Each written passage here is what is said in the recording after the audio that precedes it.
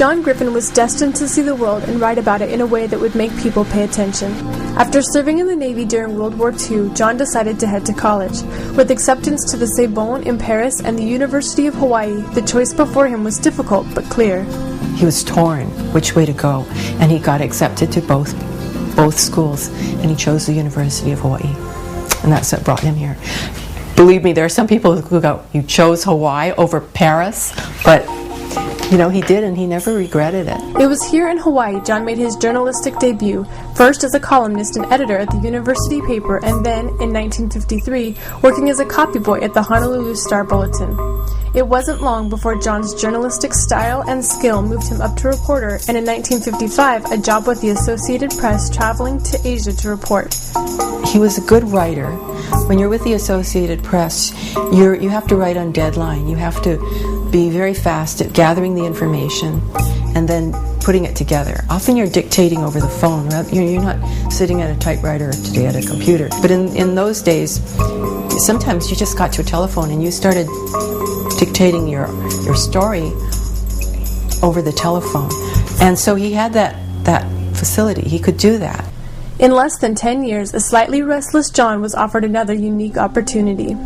John F. Kennedy had started the Peace Corps, and they were hiring journalists to go out to Asia and Africa and wherever there was a Peace Corps operation. They wanted journalists because they thought they have the ability to evaluate objectively how a program is doing and report back to headquarters in Washington.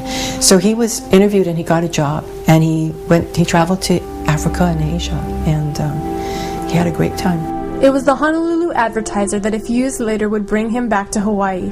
Starting as an editorial page editor, John began making an impression in a big way.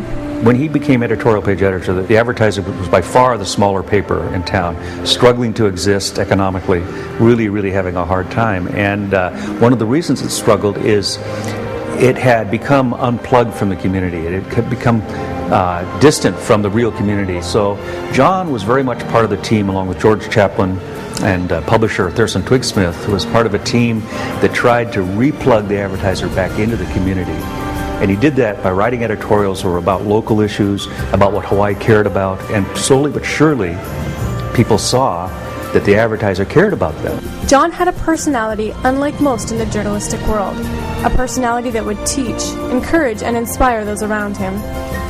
People he worked with and people who knew him and people who were maybe disagreed with him very quickly learned to respect him as a quiet, reasonable voice. And he certainly taught me that you don't have to be the loudest voice in the room to be right, and you also don't have to have the last word. He was always writing about how things were changing, maybe watching his own kids grow up and seeing how they thought differently than he did. So he was very interested in the issue of generational change and how this would affect Hawaii, how it would affect politics and society as the next generation. And that kept him plugged in. You know, he wasn't stuck in his own day. He kept plugging into the new generation. He was non-judgmental, he was open-minded, he was patient. He was always trying to remind people that Hawaii is bigger than just these islands in the middle of the Pacific. We can do more, we can be more, you know, and we don't have to be afraid of change.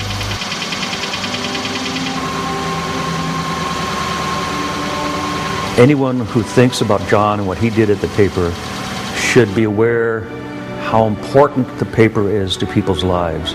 That how people don't just pick it up and read it and throw it and, you know, line the birdcage with it, but over time it becomes part of their lives, and it's a tremendous responsibility. And John kind of understood that responsibility.